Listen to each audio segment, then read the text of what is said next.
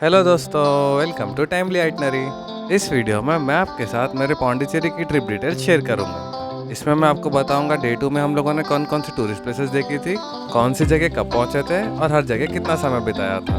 साथ ही मैं आपको बताऊंगा किस जगह किस टाइम पर विजिट करना चाहिए ताकि आप उस जगह का भरपूर आनंद ले सकें। और वीडियो के अंत में मैं अपना टूर प्लान और इस ट्रिप का बजट भी आपके साथ शेयर कर दूंगा। तो दोस्तों, बिना किसी देर के शुरू करते हैं हमारा सफ़र।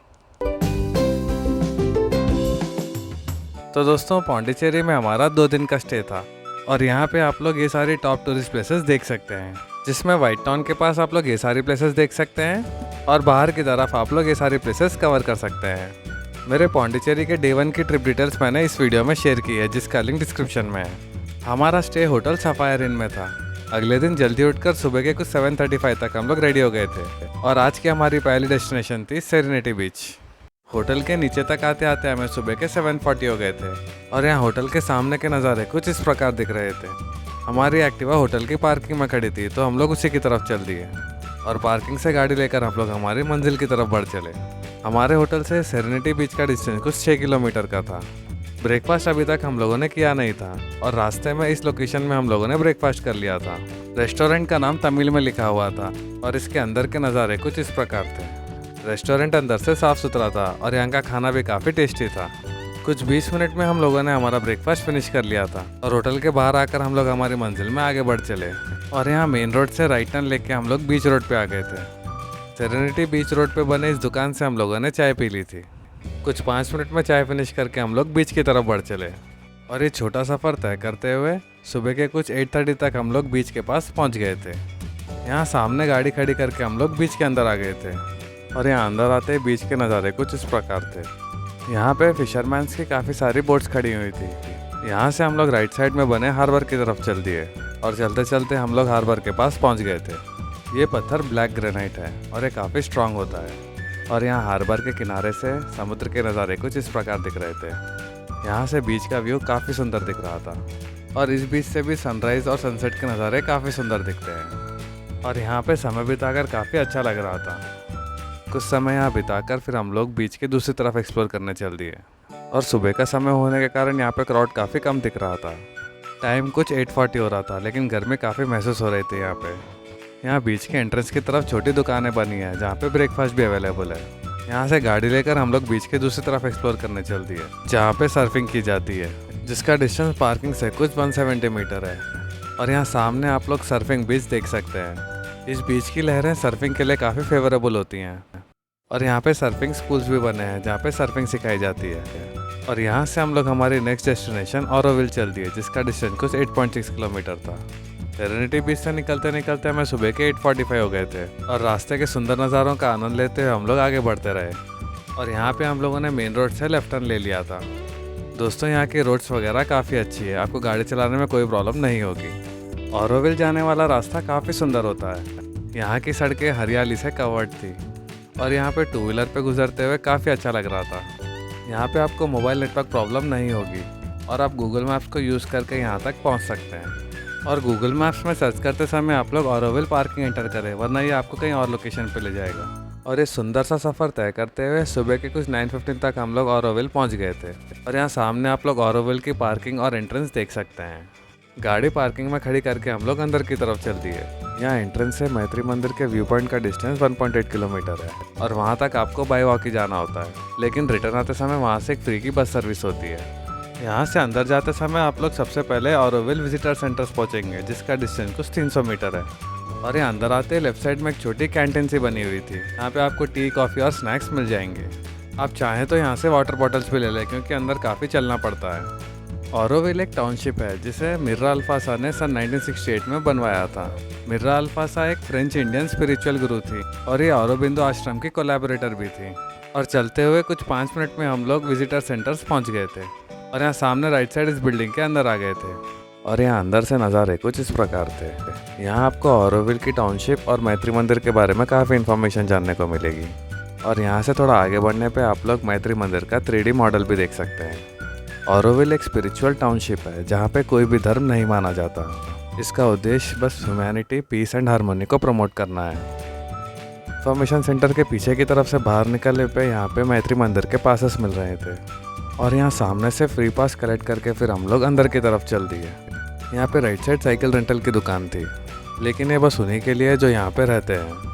और यहाँ से मैत्री मंदिर का व्यू पॉइंट कुछ 1.5 किलोमीटर के डिस्टेंस पे है, जिसे तय करने में कुछ आधा घंटा लग जाता है। दोस्तों, ये सारी टाउनशिप कुछ 4000 एकड़ लैंड में फैली हुई है, जिसमें कुछ 2800 एकड़ लैंड बस ग्रीन कवरेज एरिया में है।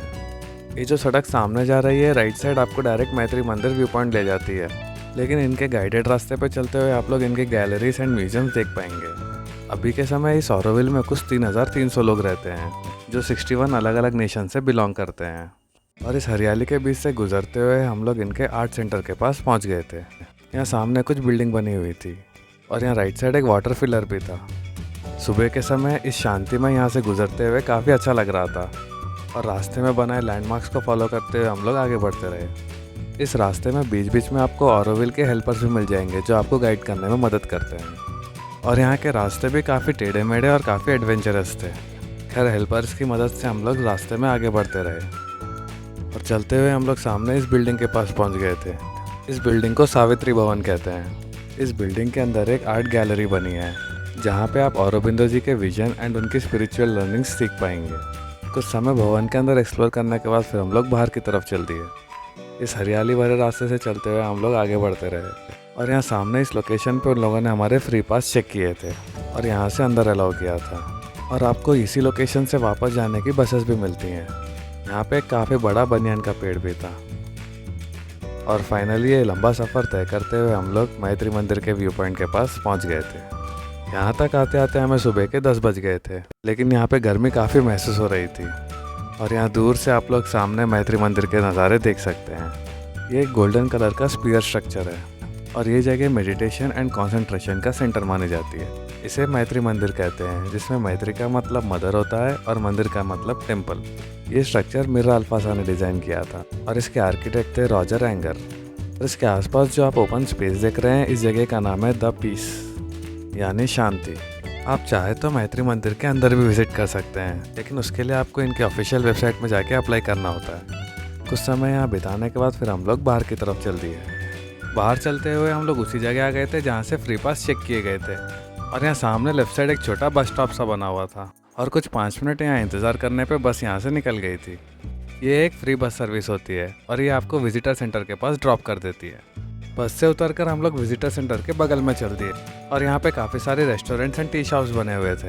खैर, यहाँ से चलते हुए हम लोग बाहर की तरफ बढ़ चले और यहाँ सामने लेफ्ट साइड आप लोग इन्फॉर्मेशन सेंटर का एंट्रेंस देख सकते हैं और इसी के ठीक बगल में एक मिनी थिएटर बना हुआ था, जहाँ पे यहाँ के सिग्निफिकेंस का प्रेजेंटेशन दिया जाता है। चलते हुए हम लोग बाहर कैंटीन के पास आ गए थे और कुछ समय इस कैंटीन में बैठकर हम लोगों ने रेस्ट लिया। और यहाँ सामने आप इसका मेन्यू देख सकते हैं। यहाँ हम लोगों ने लेमन जूस ऑर्डर किया था और जूस फिनिश करके फिर हम लोग पार्किंग की तरफ चल दिए। बाहर आते आते हमें सुबह के 11 बज गए थे। यहाँ से हम लोग हमारे नेक्स्ट डेस्टिनेशन कलाकीश्वर टेम्पल देखने चल दिए, जिसका डिस्टेंस कुछ 12 किलोमीटर था। ये मंदिर व्हाइट टाउन में था और हमारे होटल के काफ़ी करीब था। और ये रास्ते का एकांत भरा सफ़र तय करते हुए सुबह के कुछ 11:35 तक हम लोग मंदिर के पास पहुँच गए थे। ये मंदिर भगवान शिव जी का है। कहते हैं मंदिर का कंस्ट्रक्शन कुछ 1000 साल पुराना है। इस मंदिर का आर्किटेक्चर काफ़ी सुंदर है और यहाँ पे आपको काफ़ी पीसफुल वाइब्स मिलेंगी। मंदिर में कुछ 10 मिनट बिताने के बाद फिर हम लोग हमारे होटल के पास चल दिए, जिसका डिस्टेंस कुछ 700 मीटर था। और सुबह के कुछ 11:50 तक हम लोग होटल पहुँच गए थे। यहाँ से हमारी नेक्स्ट डेस्टिनेशन पैराडाइज बीच थी, तो उसके लिए हमें स्विमिंग के कुछ कपड़े भी चाहिए थे। वो हम लोगों ने होटल से ले लिए थे। होटल में कुछ आधा घंटा रेस्ट करने के बाद फिर हम लोग चुनंबर बोट हाउस की तरफ चल दिए, जिसका डिस्टेंस कुछ 7.8 किलोमीटर था। दोपहर के समय यहाँ पे ट्रैफिक बिल्कुल ना के बराबर था। अभी तक हम लोगों ने लंच नहीं किया था और रास्ते में कोई अच्छा रेस्टोरेंट ढूंढ रहे थे। और आगे बढ़ते हुए चुनंबरम बोट हाउस से पहले इस लोकेशन पे हमें एक रेस्टोरेंट दिखा। इसका नाम करूपट्टी कॉफ़ी था, तो हम लोगों ने इसी में लंच करने का प्लान किया। रेस्टोरेंट अंदर से काफ़ी बड़ा था और नीट एंड क्लीन था। और यहाँ हम लोगों ने मिनी वेज बिरयानी ले ली थी, जो काफ़ी टेस्टी थी। और यहाँ पे ये सारे आइटम्स भी अवेलेबल थे। कुछ आधे घंटे में लंच फिनिश करके हम लोग बोट हाउस की तरफ चल दिए। रेस्टोरेंट से बोट हाउस का डिस्टेंस कुछ 100 मीटर का था और दोपहर के कुछ 1:10 पे हम लोग बोट हाउस पहुँच गए थे। गाड़ी पार्किंग में खड़ी करके सामने से हम लोगों ने पार्किंग की और एंट्री फी की टिकट ले ली थी। यहाँ सामने अलग अलग गाड़ियों के पार्किंग चार्जेस लिखे हुए थे और यहाँ बोटिंग के फिर कुछ इस प्रकार थे। काउंटर से टिकट लेके फिर हम लोग अंदर की तरफ चल दिए। यहाँ एंट्रेंस पे टिकट दिखाकर हम लोग अंदर आ गए थे। और इसके अंदर के नज़ारे कुछ इस प्रकार थे। यहाँ का एम्बियंस काफ़ी आनंदमय था और इस बोट हाउस के अंदर कैफ़े शॉप एंड रेस्टोरेंट्स भी बने हुए हैं। चलते हुए हम लोग नदी के पास आ गए थे और यहाँ लेफ़्ट साइड में बने काउंटर से हम लोगों ने बोटिंग का टिकट ले लिया था और कुछ 5 मिनट के इंतज़ार के बाद बोट भी रेडी हो गई थी। और यहाँ सामने आप लोग हमारी मोटर बोट देख सकते हैं और दोपहर के कुछ 1:20 को हमारा सफ़र शुरू हो गया था। इस नदी का नाम चुनम्बर है और ये आगे जाकर बे ऑफ बंगाल से मिल जाती है। बोट हाउस से पैराडाइज बीच का डिस्टेंस लगभग कुछ 2.5 किलोमीटर का होता है और इस बोट को उस तरफ पहुंचने में कुछ 20 मिनट लगते हैं। लेकिन ये जो 20 मिनट का सफ़र होता है दोस्तों, ये आपको लाइफ टाइम एक्सपीरियंस देगा, क्योंकि बोट में यहाँ से गुजरते हुए आप काफ़ी रिलैक्स फील करेंगे। आपके इस टिकट में दोनों up and down journey covered है, इसलिए आप अपना टिकट संभाल के रखें। और ये छोटा सा सफ़र तय करते हुए हम लोग पैराडाइज बीच के पास पहुँच गए थे और यहाँ से फिर हम लोग अंदर की तरफ चल दिए। और यहाँ बीच के एंट्रेंस के नज़ारे कुछ इस प्रकार थे। इस बीच में काफ़ी हरियाली थी और इन पेड़ों की छाँव में यहाँ से गुजरते हुए काफ़ी मज़ेदार फीलिंग आ रही थी। और ये बीच बिल्कुल अपने नाम की तरह एक पैराडाइज दिख रहा था। इस बीच का एम्बियंस काफ़ी यूनिक था दोस्तों। यहाँ बीच में ड्रेस चेंज करने के लिए छोटे छोटे पार्टीशंस बने हुए हैं और यहाँ पे ड्रेस चेंज करके हम लोग शोर की तरफ चल दिए। इस बीच की सैंड काफ़ी फाइन और काफ़ी साफ़ थी और यहाँ से हम लोग बीच के दूसरी तरफ एक्सप्लोर करने चल दिए। दोस्तों, ये बीच पौंडीचेरी का सबसे बेस्ट बीच माना जाता है और जिसका एक्सपीरियंस आपको यहाँ पे आने के बाद हो ही जाएगा। यहाँ पे काफ़ी सारे शैक्स बने हुए हैं जहाँ पे आप रेस्ट कर सकते हैं और यहाँ पे छोटे बच्चों की एक्टिविटीज़ के लिए भी काफ़ी सारे ऑप्शंस अवेलेबल हैं। कैमल राइड से लेकर शूटिंग एरो तक यहाँ पे काफ़ी सारे ऑप्शंस मिल जाएंगे और यहाँ पे छोटी छोटी दुकानें भी बनी हैं कोल्ड ड्रिंक्स एंड आइसक्रीम की। यहाँ से थोड़ा और आगे बढ़ने पे हमें एक रेस्टोरेंट भी दिखा था।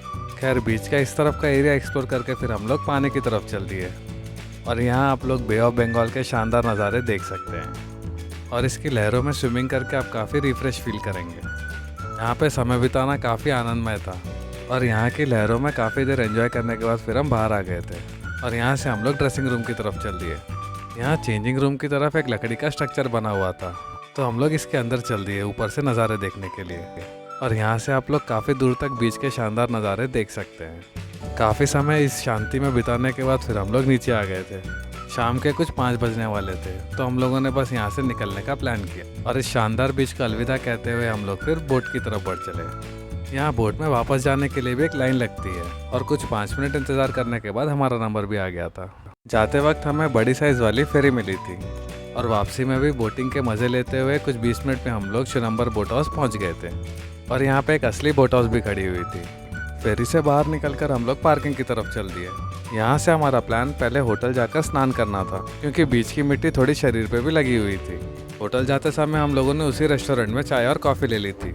यहाँ के स्नैक्स और कॉफ़ी काफ़ी अच्छे थे और ये लंबा सफ़र तय करते हुए शाम के कुछ 6:30 को हम लोग होटल के पास पहुँच गए थे। होटल में फ्रेश अप होकर कुछ 7:15 तक हम लोग रेडी हो गए थे और यहाँ से इमैक्युलेट चर्च देखने चल दिए, जिसका डिस्टेंस कुछ 200 मीटर था। दोस्तों, ये चर्च पौंडीचेरी का एक काफ़ी फेमस चर्च है जो कि अपने आर्किटेक्चर एंड रिच हिस्ट्री के लिए जाना जाता है और यहाँ के लोकल्स में इस चर्च की काफ़ी मान्यता भी है। यहाँ से नेक्स्ट हम लोग बेसिलिका चर्च देखने चल दिए, जिसका डिस्टेंस कुछ 1.2 किलोमीटर था। दोस्तों, ये चर्च का कंस्ट्रक्शन सन 1902 में फ्रेंच मिशनरीज द्वारा किया गया था और इसका डिज़ाइन गॉथिक आर्किटेक्चर स्टाइल का है। चर्च अंदर से काफ़ी बड़ा है और इसका एम्बियंस काफ़ी पीसफुल है। यहाँ से हम लोग पौंडी मरीना बीच देखने चल दिए, जिसका डिस्टेंस कुछ 2.5 किलोमीटर था। दोस्तों, इस बीच में हम लोग कल दोपहर में भी आए थे, लेकिन इस बीच में नाइट टाइम का एक्सपीरियंस काफ़ी अमेजिंग था। जैसे जैसे अंधेरा हो रहा था, यहाँ पे गैदरिंग बढ़ती जा रही थी।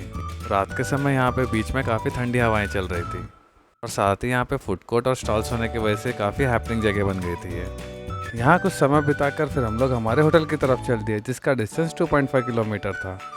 दोस्तों, अगर आपको पौंडीचेरी में स्ट्रीट फूड चाहिए तो आप लोग प्रोमिनेंट बीच के सामने ले सकते हैं इस लोकेशन पे। यहाँ पे आपको काफ़ी सारे स्ट्रीट फूड के ऑप्शंस मिल जाएंगे। यहाँ पे आपको वेज नॉन वेज से लेकर आइसक्रीम एंड कोल्ड ड्रिंक्स तक सब चीज़ें मिल जाएंगी। हम लोगों ने हॉट डॉग ट्राई किया था जो काफ़ी टेस्टी था और होटल पहुँचते पहुँचते हमें रात के 9 बज गए थे और यहाँ हमारा डे 2 का सफ़र समाप्त हुआ।